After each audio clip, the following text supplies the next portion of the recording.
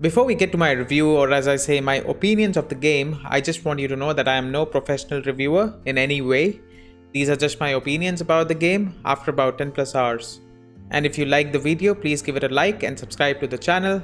I will be doing gameplay walkthroughs and reviews on this channel. Alright, let's get right to it. Before its release, it was hyped a lot on social media by a lot of people based on what they saw in the trailer and the gameplay reveal, almost setting unrealistic expectations from a new IP developed by a reputed brand, Square Enix. They released the demo almost about a month and a half ago, and let's just say it did not do very well. People started cancelling pre-orders, hating on the game, and many of who jumped on the hate train and continued and still continue to talk bad things about it. And to be honest, the problem was the demo itself. It almost loaded you with all the ammo you could have without context or a proper explanation or direction.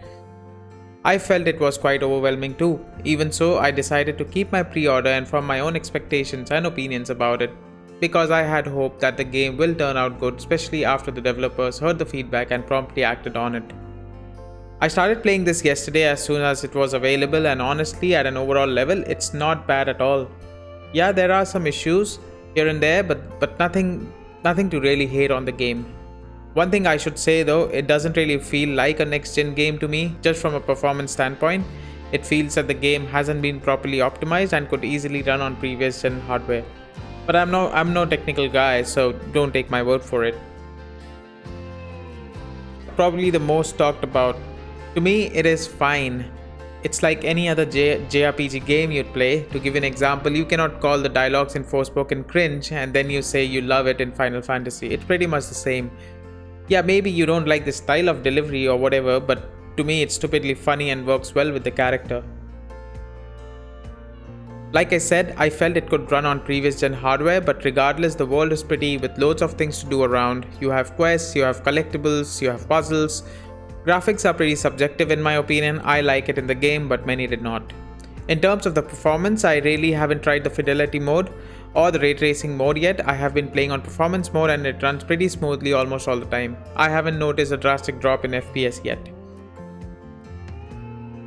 I really like it in Forspoken. I was disappointed with some of the recent releases by Square Enix like Valkyrie Elysium and Harvestella, but of course they got Bear McCready and Gary Schumann for this one, and it's honestly pretty good.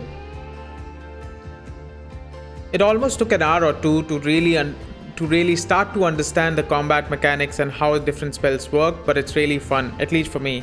I'd say this is easily the best part of the game. And then you have different cloaks and necklaces which will grant you certain perks, and each one comes with perk slots which you can try out and really create some interesting and powerful combinations. Then you have parkour, which lets you easily scale and travel through the world and quick. The story isn't the strongest though, but it isn't the worst that you'd see. Either way, I always say form your own opinions about the game. Don't let anybody else decide for you if it's good or not. Thank you so much for watching this. Have yourself a great day.